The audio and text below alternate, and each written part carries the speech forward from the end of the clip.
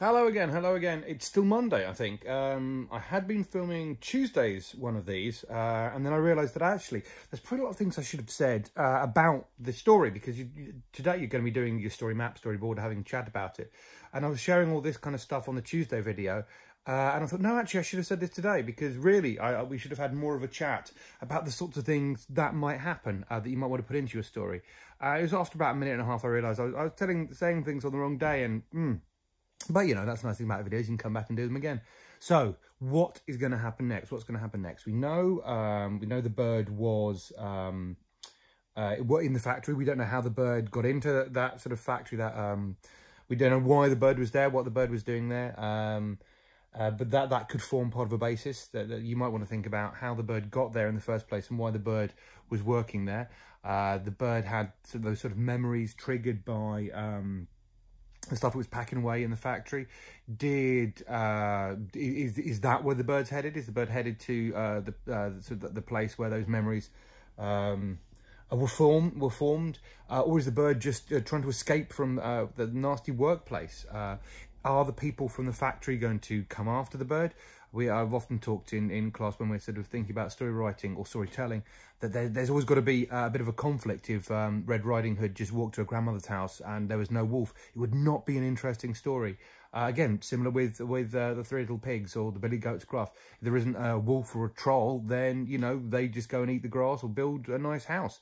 Something bad needs to happen, and it is the bad thing that's going to be happening. The people from the factory trying to get the bird back. Is it the bird? Is the bad thing that's going to happen that the bird can't find its way to the place it wants to go, the sort of holiday islandy place, or is the bird looking for that specific person that he was remembering, and can he not find her? So what is the conflict? What is the bad thing that's going to happen?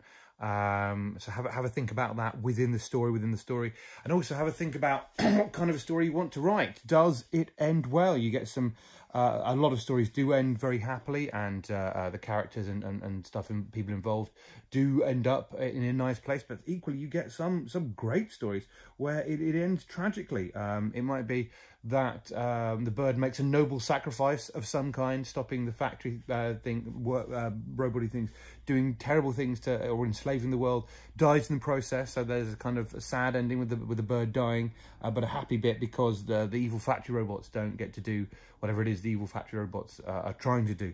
So have a think about what kind of an ending it's going to be, and yeah, what kind of often some people think that the setting, they say the setting is kind of like the main character of the book, and that if you think about some of like Roald Dahl's books, the setting is hugely important. You know, Charlie and the Chocolate Factory, they're massively important, obviously.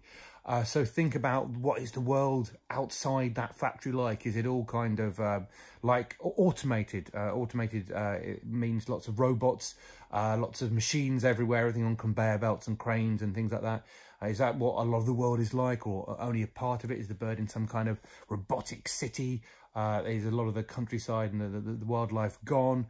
Have a think about what you want this, where you want this to be set, and think about any other characters you want. Obviously, you've got the bird, but you might have some malevolent robot characters, some nasty robot characters. But you might have some nice friendly people out there who might want to help the bird. So have a think about all those things. So yes, this is what I should have told you today, and it is now indeed what I am telling you today, Monday, hopefully, of week 6.